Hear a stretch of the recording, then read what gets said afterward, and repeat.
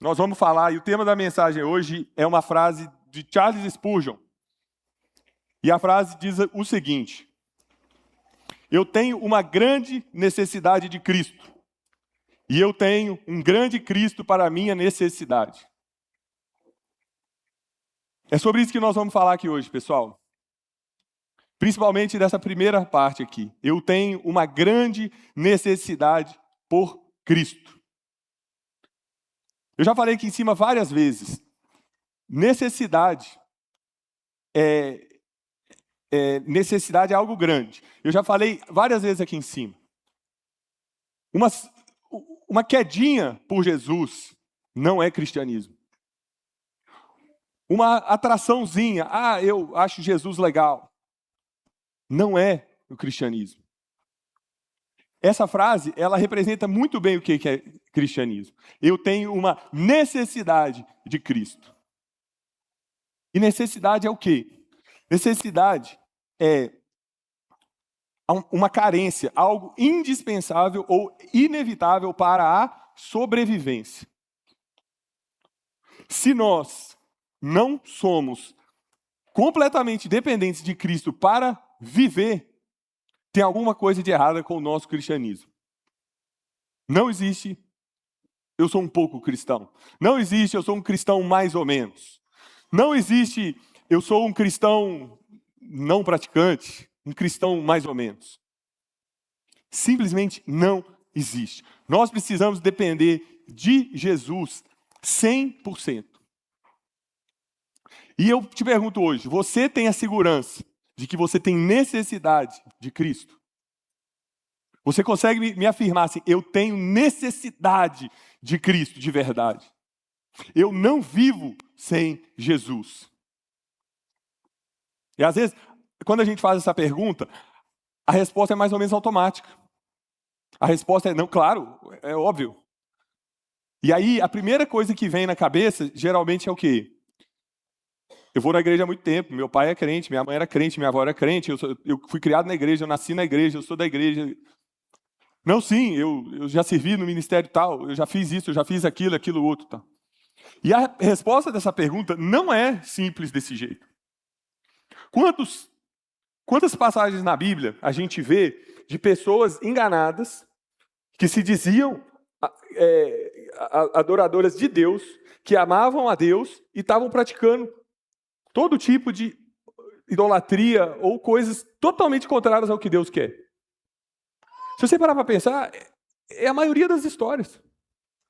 A maioria das histórias é de pessoas que estavam com o Senhor, achavam que estavam com o Senhor e faziam coisas completamente diferentes do que o Senhor queria que elas fizessem.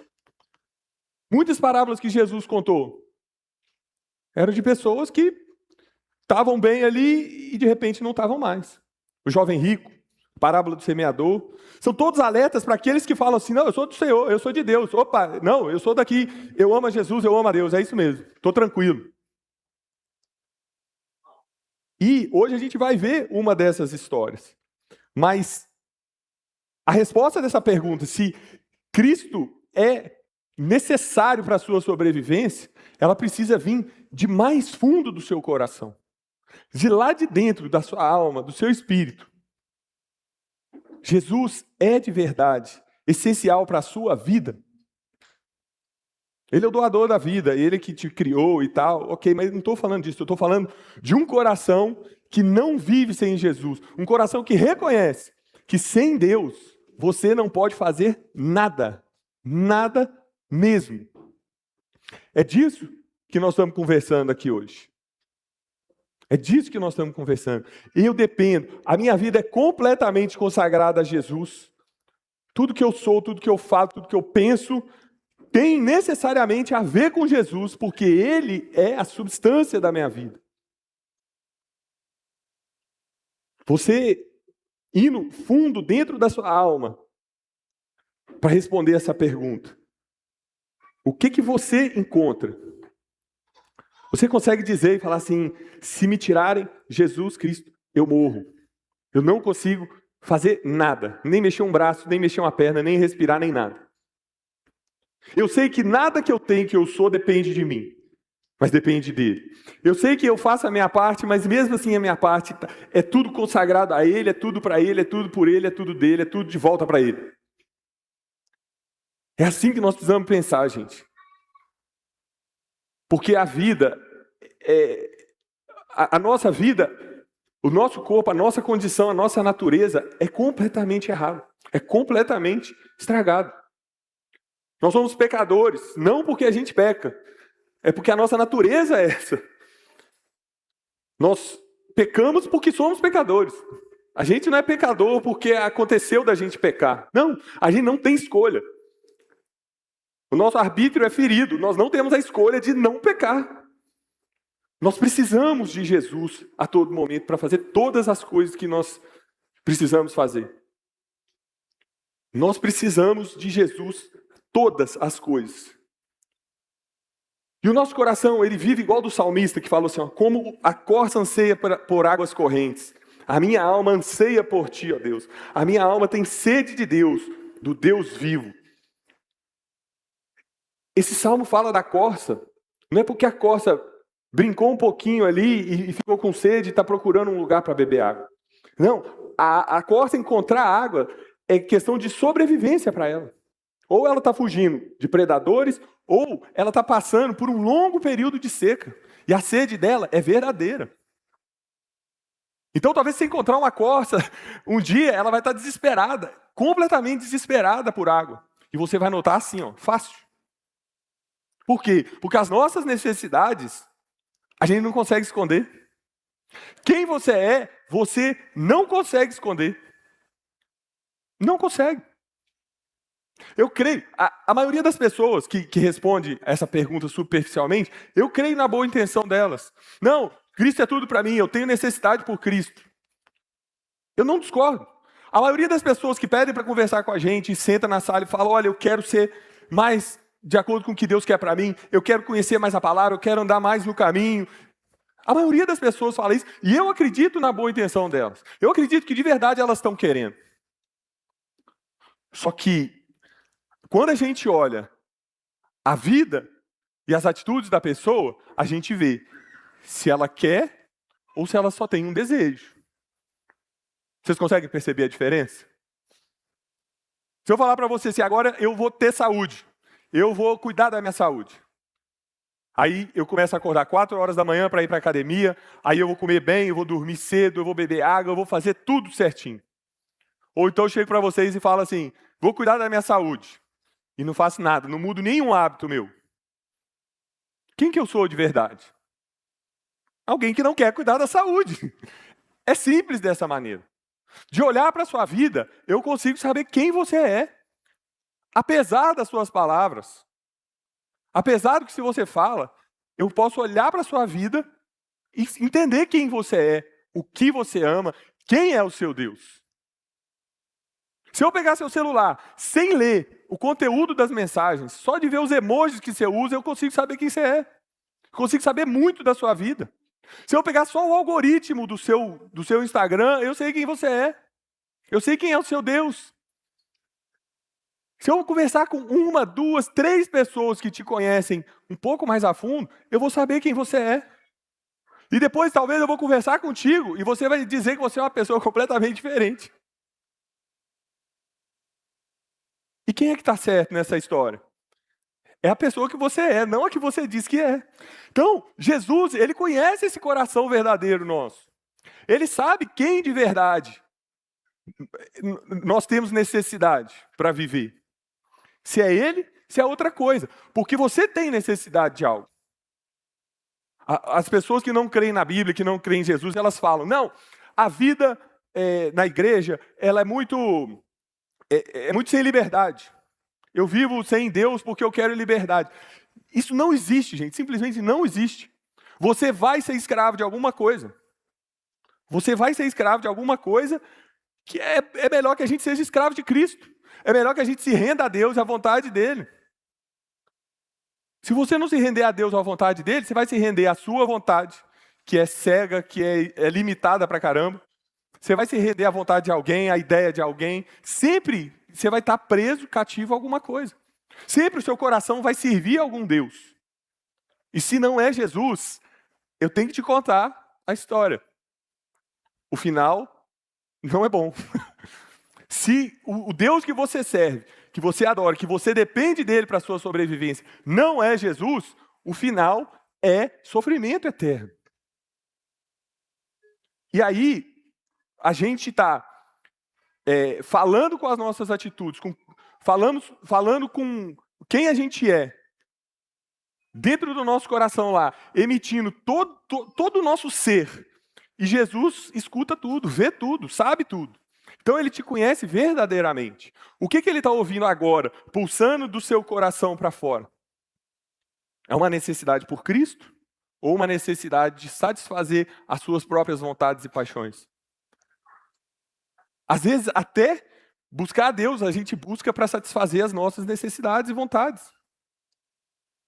Às vezes, até as boas coisas que a gente faz é para a gente se sentir merecedor de Deus olhar para a gente e falar assim, que bonitinho, fez tanta coisa boa, acho que eu vou abençoar ele. É quase como se Deus fosse corruptível. Ele fez coisa boa, então eu vou dar coisa boa. Ela não fez tanta coisa boa, então eu vou dar menos coisas boas. Porque a nossa lógica é essa, mas a de Deus não é essa. É claro que ele tem bênçãos para aqueles que seguem a palavra e tudo, mas antes de qualquer coisa, ele mesmo tem que ser o nosso desejo, o nosso coração tem que bater por ele. E quando a gente fala dessas coisas, a gente também acha que os adversários, para a gente não viver amando a Cristo, somente a Cristo, completamente dependendo dele, a gente acha que os adversários são quem? É o diabo que se levantou. É esse mundo mal que bombardeia a nossa cabeça e coloca um monte de coisas na nossa vida e a gente fica doido. Essas coisas também influenciam, gente. Mas a maior barreira para a gente não viver apaixonado e completamente dependente de Cristo é o nosso próprio coração, que quer ser independente de Deus, que quer fazer a nossa própria vontade. Dia após dia, nós queremos fazer a nossa própria vontade e não a de Deus. A gente conhece a vontade de Deus, a gente sabe o que Ele quer, e mesmo assim a gente vai lá e faz diferente. Mesmo assim, a gente vai e fala assim, não, veja bem, porque Deus vai entender. Não, porque não é bem assim. Não é bem assim que Deus falou. Quem que falou essa frase mesmo? Será que foi isso que Deus falou? Foi a serpente lá para Eva, né? Será que foi isso mesmo que Deus falou? Aí a gente começa a falar assim, não, eu vou fazer isso aqui errado, mas é para dar certo. É para resolver um problema. Vai glorificar a Deus. Aí você está falando que você vai fazer uma coisa errada para glorificar a Deus. Aí você fala assim, eu vou fazer isso aqui. É contrário ao que a Bíblia diz, mas é para glorificar a Deus. Não existe, simplesmente não existe. A gente começa a negociar coisas que a gente sabe que a gente não pode, não deve negociar. A gente esconde mentiras, a gente se esconde atrás de uma capa, de uma casca, tenta viver uma vida dupla, uma vida de hipocrisia, achando que vai dar certo. Não, é por um bom motivo. Às vezes, é até em nome do Senhor que a gente está fazendo alguma coisa. E eu queria que a gente abrisse aí em Êxodo 32 para a gente ler. Aconteceu lá no Êxodo. Mas eu quero que vocês vejam quanto que é atual esse texto. Êxodo 32.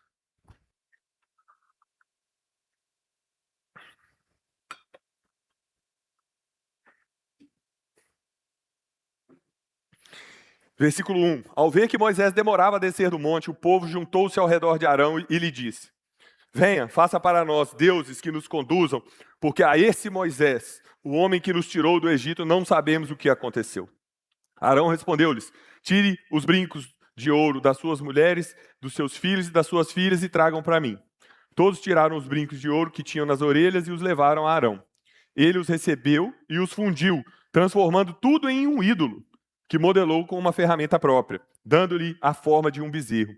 Então disseram: estes são os seus deuses, ó Israel, que tiraram vocês do Egito.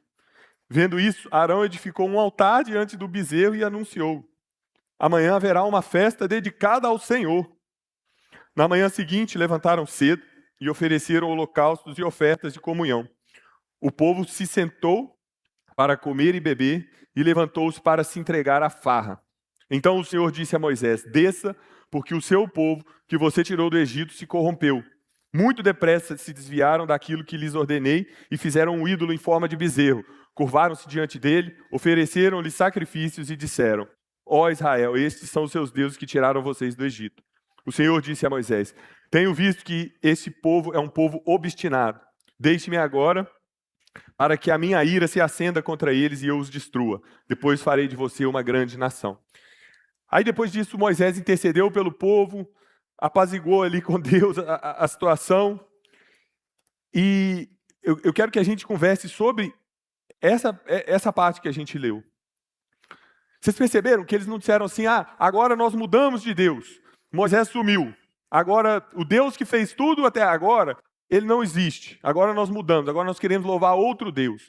Não, eles tinham em Moisés a figura do próprio Deus. Moisés sumiu, agora o que a gente faz? Agora a gente precisa de outro representante. Agora a gente precisa, mas é do Senhor. Tanto que Arão fala, né? Amanhã vai ter uma festa ao Senhor. Vocês percebem que eles estavam com uma idolatria tamanha que eles se enganavam achando que eles não estavam sendo idólatras. Eles estavam ali adorando um bezerro de ouro, achando que estavam adorando o Senhor. Tem como isso ser mais atual? E eu não estou falando de outras religiões, eu estou falando de nós mesmos. Quantos bezerros de ouro a gente não levanta para justificar nossa própria vontade e para não seguir a Jesus? Quantas vezes nós não fazemos exatamente essas coisas? A gente aceita alguma coisa, a gente faz um negócio com um documento errado e fala: glória a Deus que passou. Quantas vezes a gente não pega situações das nossas vidas que a gente devia se firmar num princípio e falar assim: é assim e pronto. Deus falou, está falado. Olha a ingratidão desse povo. Moisés sumiu. Beleza, próximo. Vamos fazer aí um bezerro, vamos fazer alguma coisa. O homem que tinha liderado eles para sair do Egito, para ser liberto, para ir para a terra prometida, sumiu. Beleza, sumiu, acontece, bora lá. Não ficaram de luto, não estavam nem aí. Eles queriam mais vamos lá, vida que segue, a fila anda, vamos que vamos. Talvez um mais, algum com o coração um pouquinho mais mole lá, deve ter pensado: não, vamos seguir em frente porque ele foi arrebatado. Moisés estava lá no monte, Deus foi lá e pegou ele, falou: não, ele é bênção, eu vou levar ele logo. Mas não, eles não estavam nem aí, simplesmente com o coração obstinado, como o Senhor falou para Moisés aqui no texto, coração obstinado. Obstinado a quê? A fazer a própria vontade. A maldade deles, mesmo depois de tudo que Deus tinha feito, eles já tinham recebido leis, mandamentos. Moisés subiu e desceu do monte várias vezes. Eles já tinham recebido coisas ali. Aí, dessa vez, ele foi ficar 40 dias. Está demorando? Não queremos saber, não. Mesmo depois de tanta coisa que Deus já tinha feito, tinha falado, tinha livrado eles, tinha prometido a terra, tinha prometido que eles iam sair e pisar na terra e tudo mais. Vamos fazer um bezerro de ouro. Se eu parar para perguntar aqui, a vida de cada pessoa que eu tenho certeza que vai ter milagres, uma lista de milagres, de tudo que Deus já fez na sua vida. Tem certeza que Deus já te deu livramentos absurdos. Às vezes foi coisa pequena, às vezes foi coisa enorme, às vezes você foi curado de uma doença incurável, de um acidente terrível, você sobreviveu. Mas o fato de Deus ter te salvado, ter te colocado num salão hoje, para ouvir a palavra dele, para que você renda sua vida a ele, já é um milagre absurdo. Se a gente fosse contar os milagres, a gente ficaria dias e dias aqui. E o pior é que se a gente fosse contar os bezerros de ouro, a gente também ficaria dias e dias aqui. Quantas vezes a gente não finge que a gente está fazendo alguma coisa, sem saber, mas a gente sabe que a gente não deveria fazer aquilo. Quantas vezes a gente vai contra o que a Bíblia diz, sabendo que a Bíblia diz aquilo, só porque a gente quer fazer a nossa vontade. Só porque nós somos obstinados. Nosso coração, ele quer ser independente de Deus. Quantas vezes a gente não coloca o nosso emprego, a nossa empresa, o nosso status social, o nosso poder, a nossa fama, a aparência, o dinheiro, o que quer que seja, como uma muleta para você falar assim, eu estou bem.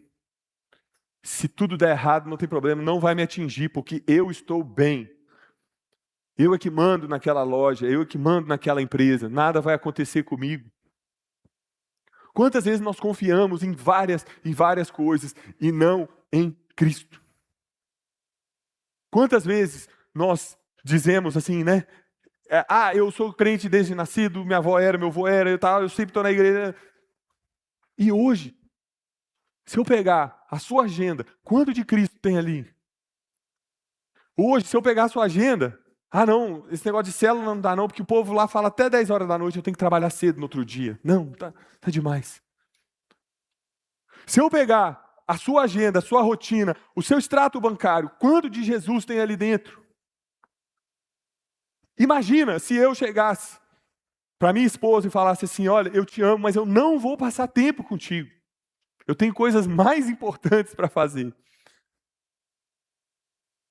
O que seria dessa relação? Por que a gente acha que com Deus é assim também? Eu vou falar para minha esposa, eu já te dei uma aliança, eu já assinei o papel lá falando que eu sou casado com você, agora contente-se com isso. Com Deus a gente faz a mesma coisa. Senhor, eu tenho a minha carteirinha, eu sou crente. Eu já sou um herói da fé, porque eu vou no culto domingo. Eu sou o cara mesmo. Agora, não me importuna mais não. Eu não quero, durante a semana, conversar com ninguém, me abrir, ou tomar um café para alguém se abrir comigo e eu poder ajudar. Eu não quero pegar alguém que está conhecendo a Bíblia, estudar a Bíblia com ele, não, porque eu não tenho tempo. Eu não posso, Senhor, eu não consigo. Mas eu tenho necessidade por Cristo, eu sou crente, hein? Quantas vezes a gente não age dessa maneira? Quantas vezes a gente não chega para Jesus e fala assim, tá bom, eu te amo, resolve meus problemas, estão aqui os meus pedidos, o que não é errado fazer. Paulo fala para a gente apresentar nossos pedidos a Deus, ok. Mas, e o seu amor por Ele? A sua entrega, o seu sacrifício por Ele? Se a sua vida dependesse do quanto de Bíblia você leu essa semana, você estava morto, seco, ou você estava vivo ainda? Se a sua vida dependesse do tempo que você desprendeu a Jesus, a outras pessoas, ao Evangelho, a pregar o Evangelho para outras pessoas, nas últimas 2 semanas, 3 semanas, 1 mês, o que seria do seu corpo nesse exato momento? Como que nós vamos saber que Cristo, Ele é a sua maior necessidade para viver?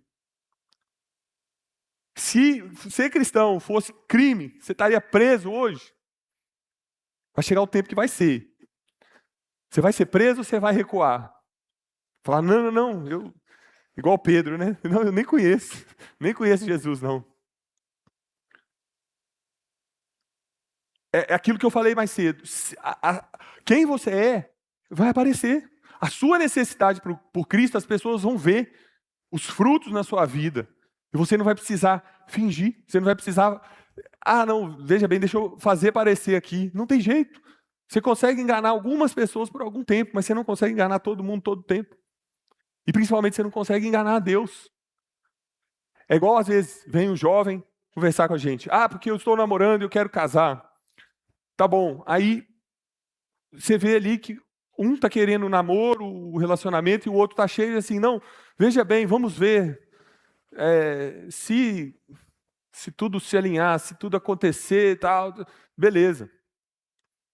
Gente, para quem tem fome, até o amargo é doce, né? Não. Quem quer, e vamos embora, vamos orar e vamos fazer dar certo e tudo mais. Você precisa convencer uma pessoa a estar num relacionamento com você, já está errado. Já está completamente errado. Uma vez, a minha esposa tem uma amiga, e aí o namorado dela chegou para ela e falou assim, não, fica tranquila que nós vamos casar. Aí ela começou a pressionar ele. Aí ele chegou e falou assim, não, eu quero te tratar muito bem.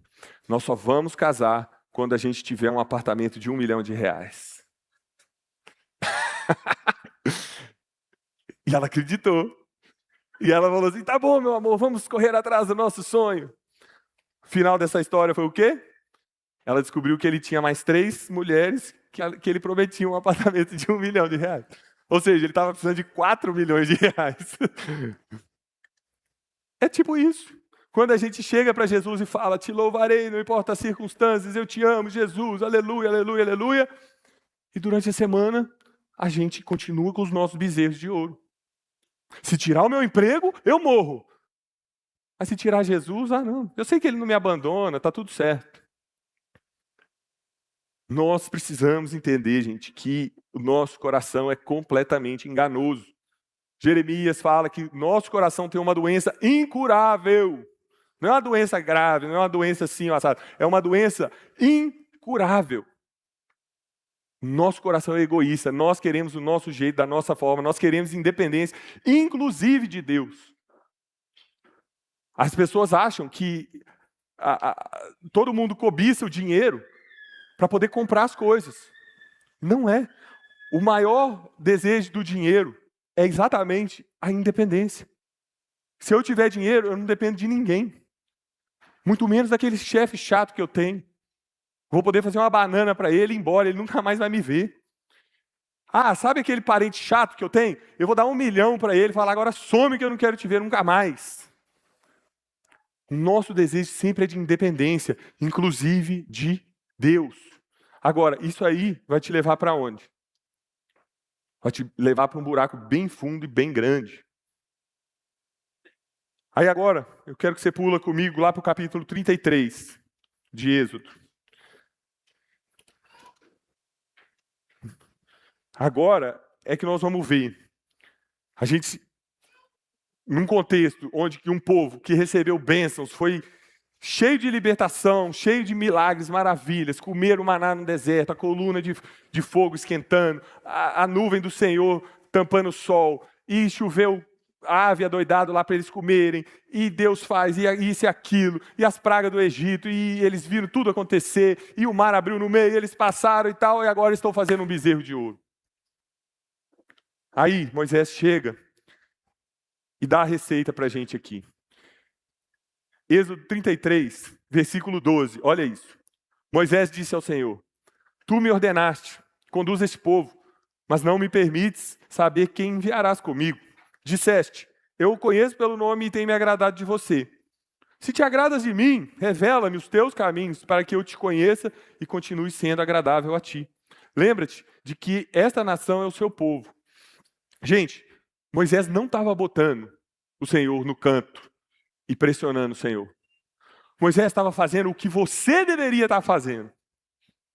Entrar para dentro do quarto, chorar e lamentar com Deus, falar assim, Senhor, o que está acontecendo? Às vezes, o que está faltando na sua vida é isso.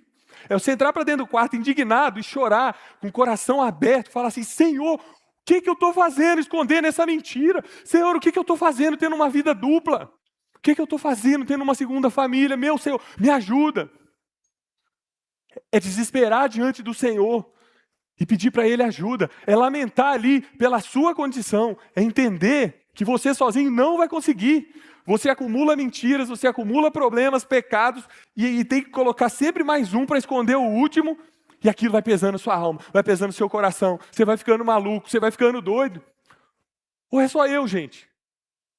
Tem dia que eu entro no meu quarto de oração lá e eu falo assim, Senhor, o que eu estou fazendo nesse mundo? Me dá um propósito, me dá alguma coisa, porque eu não sei nem o que está acontecendo. De tanto que o nosso coração é enganoso. Depois de tudo que Deus faz na minha vida. Se você não está assim, se você não precisa chegar dentro do quarto e se derramar diante de Deus todos os dias, faz um curso que eu vou comprar. Na hora. Porque, gente, não tem como a gente viver sem derramar nossa alma inteira dentro do quarto de oração com Deus. Se você não conhece a Deus no seu quarto, você não o conhece.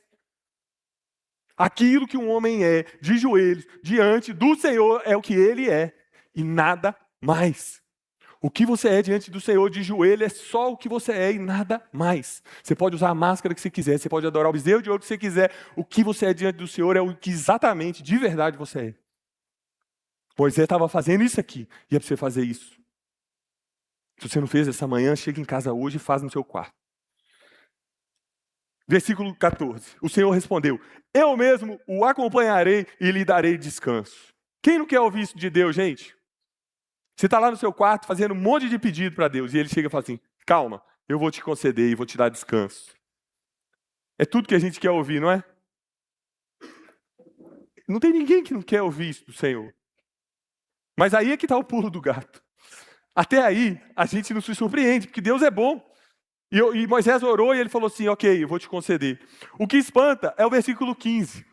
Então Moisés lhe declarou, se não fores conosco, não nos faça sair daqui. A terra prometida está aí, Moisés, eu vou te levar, eu vou te dar. Beleza, Senhor, maravilhoso, mas o Senhor vai estar lá? Se o Senhor não tiver, nem inventa de me mandar para lá, porque não é prometida nada, não é terra, não é nada. É um buraco velho, feio e sujo. Você tem coragem de orar para o Senhor por uma coisa e pedir, ele fala assim, eu vou fazer. E abrir assim, para você começar a ver a sua bênção, e você chegar e falar assim, Senhor, eu só vou se o Senhor estiver lá. Porque se o Senhor não estiver lá, é o inferno. É aí que nós precisamos chegar. É aqui que é o pulo do gato. É aqui que a gente vai chegar num lugar onde as circunstâncias, elas afetam a gente. Nós somos humanos de carne e osso, a gente tem sentimento, a gente fica triste, a gente fica feliz, a gente fica ansioso, a gente... Beleza. Mas a gente vai chegar nesse ponto aqui, ó, que é a necessidade por Cristo. Se Ele está, eu estou. Se Ele vai, eu vou. Se Ele não vai, eu não quero nem pensar. Mesmo que esteja saindo ouro do chão. Mesmo que esteja chovendo diamante naquela terra, não tem nada para mim lá, porque o que brilha meu olho é Cristo. Eu não posso viver sem Jesus. É Ele que me salvou, é Ele que me transformou. Ele é Deus, Ele é santo, é Ele que fez a obra toda na minha vida.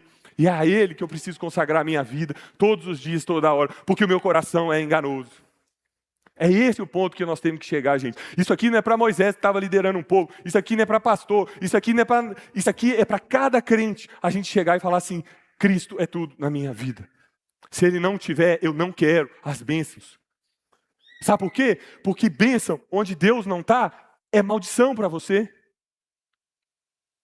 Se o irmão tem uma loja, a loja cresce 10 vezes e ele abandona o Senhor, é melhor que ele tivesse falido. Se Deus não está no seu negócio e o seu negócio está crescendo, cuidado, é um juízo na tua vida. Se o seu negócio, se o seu emprego, se tudo que você faz não está encharcado de Cristo, você vai ser cobrado por isso em algum momento. Sucesso, resultado, não quer dizer aprovação do Senhor. O que quer dizer aprovação do Senhor é se bate com a palavra inerrante, infalível e maravilhosa de Deus. O que bate é se você, de joelhos no seu quarto, está orando e Deus chega e fala assim, vai acontecer, pode ir que eu estou ali. O que deve mandar na nossa vida não é se deu certo ou se deu errado. Ah, eu consegui um aumento, oh, bênção, então Deus está abençoando. Não sei. Eu sei o que Ele fala, o que Ele diz. Ele te falou que é bênção, que é para você abrir essa porta, então pega e vai. Agora, pode não ser bênção para você. O nosso termômetro tem que ser isso aqui. Senhor, se não fores conosco, não nos faça sair daqui. Não me tira do lugar. Eu só vou dar um passo se eu entender que a tua vontade para mim é o teu caminho para mim. Eu quero saber se é o que o Senhor tem para a minha vida. Você tem coragem de tomar essa decisão? Tomar essa decisão quando está tudo acabado? Talvez pode ser fácil. Eu não tenho alternativa. Então eu vou para um lado, eu vou para o outro, eu faço qualquer coisa porque que vier lucro. Mas você tem coragem de tomar uma decisão dessa hora que Deus responder suas orações? Você tem segurança para chegar e falar assim, Deus respondeu minhas orações, ou isso aqui é uma prova para ver onde é que está meu coração? O que Deus fez com Abraão, a sua descendência vai ser maravilhosa, beleza, vou fazer um filho com a serva. Aí Deus dá o filho depois para ele com a esposa. Aí Deus chega e fala assim, vai lá e sacrifica teu filho. Você tem segurança para falar assim, eu tenho comunhão com Deus, para entender que essa aqui é a vontade de Deus para mim, para minha família, para minha empresa, para tudo. E eu vou fazer isso tudo aqui para a glória de Deus. Na verdade, se realmente você devolve a glória a Deus, se você usa todos os seus recursos, tudo que você tem, para glorificar a Deus, para abençoar pessoas, para levar o evangelho, é um sinal de que Deus está ali. É um sinal de que Deus está ali, porque quantos e quantos irmãos não são abençoados e simplesmente desaparecem do mapa? Ah, vou abrir minha loja, vou fazer meu negócio, vou isso, vou aquilo outro. Some, ninguém nunca mais vê. Você quer ver a pessoa, você vai lá na loja dele, aí ele está lá. E você vai domingo de noite, ele está lá, você vai feriado de manhã, ele está lá, qualquer hora ele está lá, porque ele está desesperado. Porque aquilo virou o Deus dele. Porque o Deus dele virou, o Senhor me abençoou, me deu um monte de coisa, agora eu tenho que abandonar o Senhor para cuidar desse tanto de coisa que Deus deu. Faz algum sentido? Faz algum sentido a gente abandonar o Senhor para cuidar das coisas que supostamente Ele que deu para a gente? Não faz nenhum sentido. O que faz sentido é isso aqui. Não, se não fores conosco, não nos faça sair daqui. Olha o 16. Como se saberá que eu e o teu povo podemos contar com o teu favor, se não nos acompanhares? Ele não falou se não nos abençoares. Ele falou se não nos acompanhares. É a presença de Deus que faz a diferença na vida das pessoas. José, ele foi abençoado, ele foi colocado em posições de liderança, porque as pessoas olhavam e viam que o Senhor era com José. É essa que é a verdadeira bênção. Não é as suas bênçãos. As bênçãos são lucros que a gente recebe pela bondade de Deus, por estar caminhando com Ele, por ter intimidade com Ele. Como que o povo vai distinguir o seu povo se o Senhor não nos acompanhar? Quem poderá distinguir-nos? O teu povo e eu dos demais povos da face da terra. Aí Deus vai lá e dá outra palavra de bênção para ele. Farei o que me pede, porque tenho me agradado de você e o conheço pelo nome. Aí Moisés não estava satisfeito. Ele falou assim, peço-te que me mostre a tua glória. Moisés não estava interessado nas bênçãos, ele não estava interessado na vitória, ele não estava interessado no resultado, ele não estava interessado em vingança com ninguém, nada. Ele queria ver a glória do Senhor, ele queria ver a face do Senhor. Ele era uma pessoa que tinha necessidade por viver as coisas que Deus tinha para ele. E é essa oração que nós vamos fazer aqui agora. Fica de pé, vamos orar.